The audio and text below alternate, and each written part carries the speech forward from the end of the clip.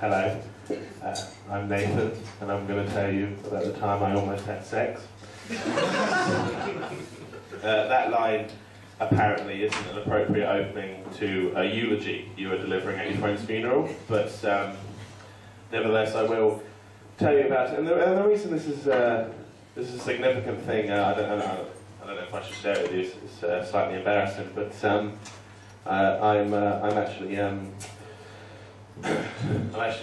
a virgin. Yeah, stunned silence there. You're looking at me, thinking, or you know, how can that hot piece of ass be a virgin?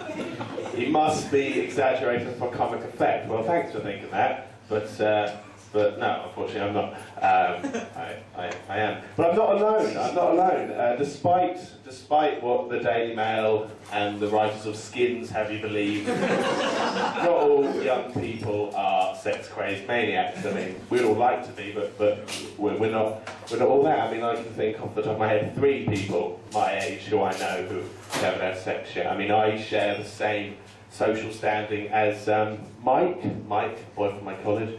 Mike the cat killer. He kills cats. I'm pretty sure he's never had sex with a woman. There's Lucas, one of my best friends. He's 20 years old, and he's self-proclaimed himself as halfway to being the real-life 40-year-old virgin. And then there's a boy called Noah, and he is a fundamentalist Christian. Now, for those who don't know what that is, he's an idiot, basically. I don't get me wrong, there's not having a go at having a religious belief, but when you believe that every word of a holy book is the literal truth, then you know, there's stuff wrong. For example, he doesn't believe in the theory of evolution. He's a creationist, and also he believes homosexuality is wrong and therefore should be punished. And he also doesn't believe in sex before marriage, so he had to split up with his girlfriend because she wants to have sex with him.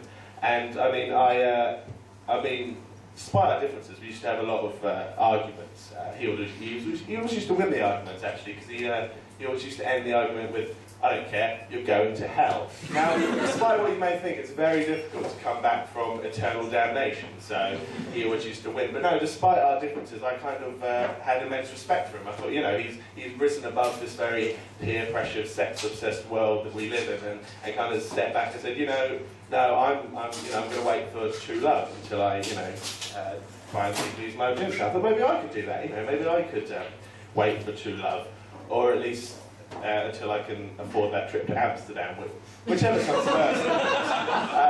But no, I almost didn't have to do either of those things because I was talking to this girl back in my hometown in Canterbury, and it just turned out we kind of like the same music and stuff. In particular, a band called the Wave Pictures, and you know we got talking, and she said, "Oh, you know, do you want to walk me home? We can stay around mine tonight." And I was like, "Oh, you know, euphemistic tendencies loaded in that statement." I was like, "Yeah, okay, yeah, I'll come along." And we got back to her house and we started talking about music and what kind of music we like and stuff.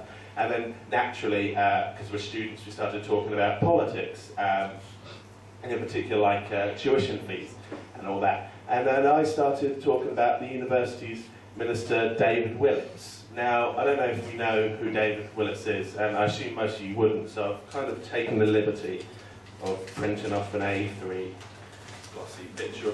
There's David Willetts. Can't see him. There he is, everyone. David Willetts. Now, I got funny looks when I was printing this off in the library yesterday. Now, he's not, as far as I know, a natural aphrodisiac. But,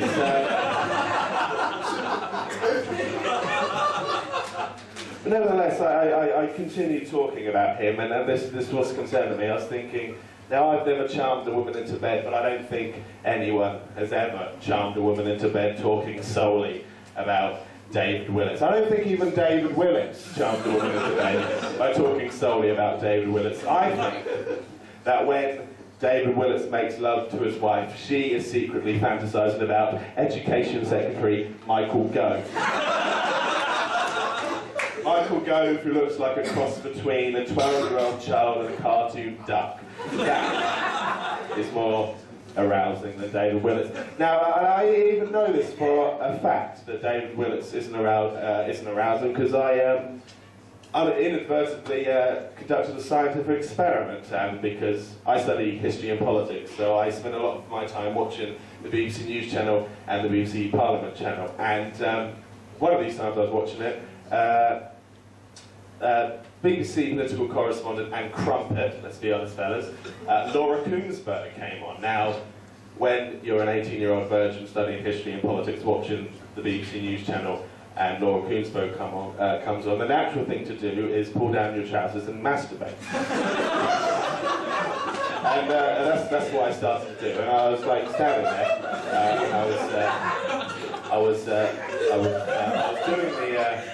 doing the old business, and then suddenly, out of nowhere, up pops David Willetts, and all momentum was lost. It was completely gone.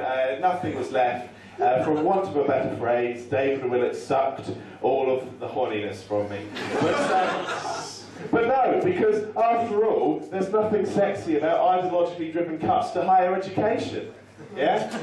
That's a political statement there. You thought it was a crass, unnecessary wank joke. In fact, it was a political statement masquerading as a crass, unnecessary wank joke. But anyway, despite all this talk of David Willetts, the girl still wanted to have sex with me. She said, you know, stop talking about David Willetts and come into bed. So I got into bed, and she said to me, do you always go to bed with your jeans on? And I said, I don't know why I said this. I think this is my attempt at sexy talk or something. I went, well, I normally wear my pyjama bottoms, but I didn't think to bring them tonight. I don't know why I said that, but still that didn't put her off. She was like, okay, come on, turn out the light. So I turned out the light, we were plunged into darkness, and I realised that I'm not very good at conducting my way around the female anatomy in broad daylight, so this is going to be very difficult. So I just kind of stuck my tongue out and hoped to lick an appropriate part of the body. And she said to me, are you trying to kiss me?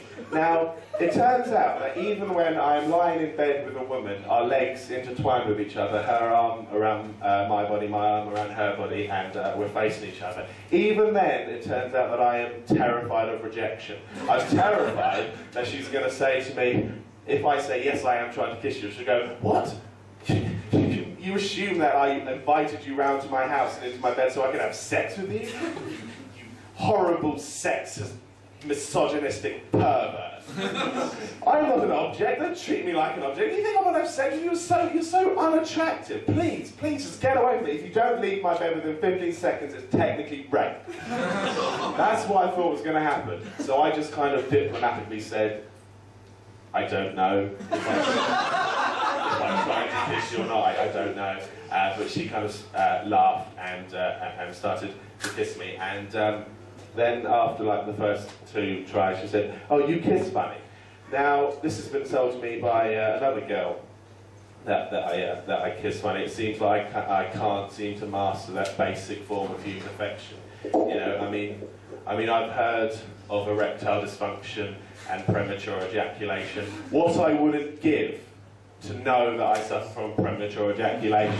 I can't even get that far. I just want to prematurely ejaculate into something to know. But no, the fact that I couldn't kiss was the final straw. She kind of turned over and went to sleep, and I was left in her bed to lie there and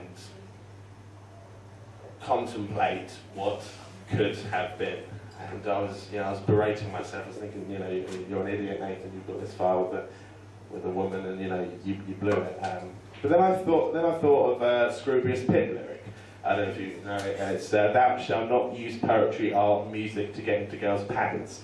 Use it to get into their heads. And I was thinking, yeah, you know, I did that. I went around the house and I talked to her about the music I love and the music she loves, and it was a really nice conversation, you know. I've stimulated her most erotic muscle, yes, the brain. Because let's be honest, when has a vagina ever produced anything of any value? Apart from the odd human, obviously. But what I'm trying to get at is you can't see a clitoris producing a sonnet. That's what I'm trying to get at. But no, I was left to lie there and think, no, you know, come on, you're not an idiot, you know. If she gets into the band, she suggested she gets into like the Mountain Goats and Jeffrey Lewis and Art Brut, then and she enjoys it, that will give her hours more pleasure that you could have ever, more than she would have ever got of you trying to fumble your genitals into hers. So, you know, you should be proud of this. I thought, yeah, you know, you're not an idiot, but now I'm starting to think I am a bit of an idiot for getting up here and admitting to you all that I'm a virgin, I can't kiss properly, and I wank over BBC political correspondence. So, bearing that in mind, if any ladies in the audience are interested in swapping details, then form an orderly queue at the side of the stage, and we can get to it. Thank you very much. I've been Natan Willcock.